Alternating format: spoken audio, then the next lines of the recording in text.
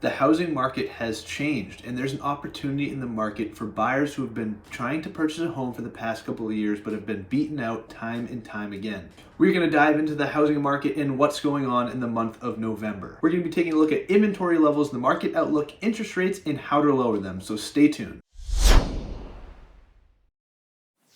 What's up guys, and welcome back to another video. If you're new to the channel, my name's Alex Dumas, your North Shore real estate agent. I'm a licensed realtor in Massachusetts and New Hampshire with Keller Williams. We're going to dive into the housing market and what's going on in the month of November. And as always, if you like this video, make sure you smash that like button, but we're going to get started. Traditionally, as we head into the cooler months, the housing market tends to cool a bit. We are seeing the seasonality of the market happening, but we are also just seeing the market start to slow in general quite a bit. We had a crazy seller's market that just seemed to ramp up and up with no end in sight. But I can say now in confidence that the craziness that we saw for the past couple of years is more or less behind us. This is largely due to the increase in interest rates that we've seen over the past couple of months, but I'm going to touch on that a lot later on. Now, the market is not crashing. It is still very much so a seller's market, so I don't want to worry anyone. But what we're seeing now is the market start to normalize a bit. Sellers had a lot of control the past couple of years, and now that is starting to equal out. Home prices are still appreciating, they're just not as appreciating as much as they were before or as quickly,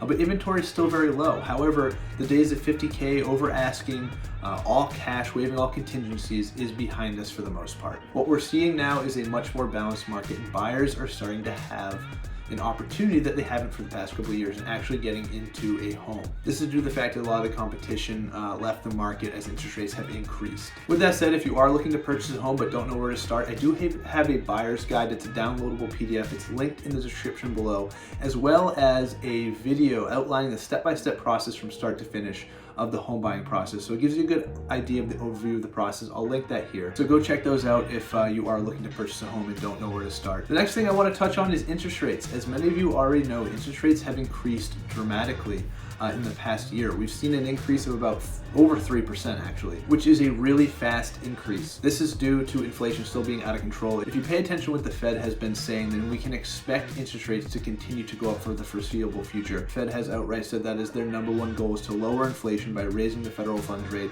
which doesn't have a direct impact on the housing market, but it will affect mortgage rates moving forward. The current rate is sitting at just under 7% for a 30-year fixed rate mortgage. So again, up about 3% from this time last year. This is eating away at buyers' buying power and willingness to purchase a home. Buyers, quite frankly, are getting discouraged as they see their monthly payments increasing with interest rates. But there are some things that sellers are starting to offer to help combat this. As a seller, you have the option to sweeten the deal for a home buyer. One way sellers are doing this is in the form of seller concessions. Because remember, the goal when selling your home is to get as many people through the door as possible, because this is going to create a bidding war and get the most money that you can for your home. If you're not familiar with seller concessions, it's basically money that the seller gives the buyer at closing from the proceeds of the sale to help pay for things such as down payment, closing costs, anything associated with purchasing a home. So you might be asking yourself, why would a seller offer seller concessions? Well, seller concessions help the borrower to buy down their interest rate, which makes your house look more attractive. If a borrower can lower their interest rate on their mortgage, then they're going to be much more likely to purchase the home. Car salesmen figured this out a long time ago. It all comes down to the monthly payment. What is the monthly payment, and is that a comfortable amount for the borrower? If you can help bring this rate down, it's going to help a lot the sale of your home. One program that we're starting to see a lot that I wanted to highlight real quick is called a 2-1 buy down.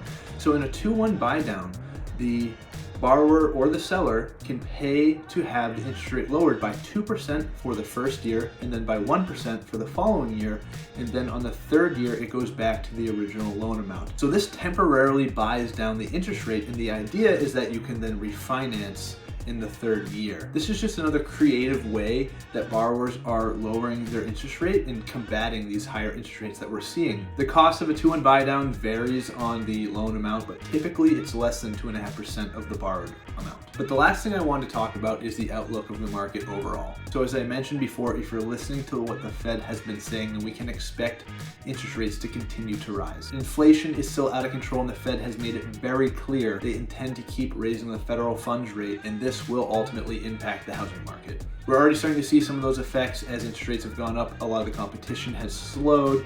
Houses are starting to sit a little longer on the market. We're seeing more and more price reductions. And this will continue to happen as interest rates go up. With that said, we still have a shortage of homes, and this was one of the biggest driving factors of the crazy seller's market that we've had for the past few years. So as rates continue to go up, we will see home prices start to adjust, and they will come down a little bit.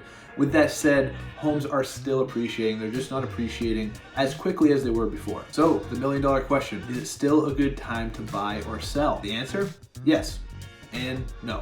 It really depends on what your individual goals are. What I can say is if you plan on buying and then moving again in the near future, in this, say, a year or two, then it's probably not a good idea for you to purchase right now. But if your plan is to stay there for the foreseeable future and you can afford it, then I would say yes, it is a good idea to buy right now. You can always refinance in the future. As far as selling goes, we are still in the seller's market because there still is a shortage of inventory. The current month supply is only about 1.5 months right now, so we're very much so in a seller's market as inventory is still just way down. But that is a question that can only be answered by you. But I'm happy to help if you have any questions whatsoever. But that wraps up our market update for the month of November. If you like this video, make sure you drop a like and subscribe so you never miss another one. I put out new videos every week. Buy, sell, or invest in real estate. I aim to be your real estate resource. If there's anything that I can help you with, make sure you drop a comment or shoot me an email. All my contact information is below and in my about page. I'd be more than happy to help you. And I will see you all next time.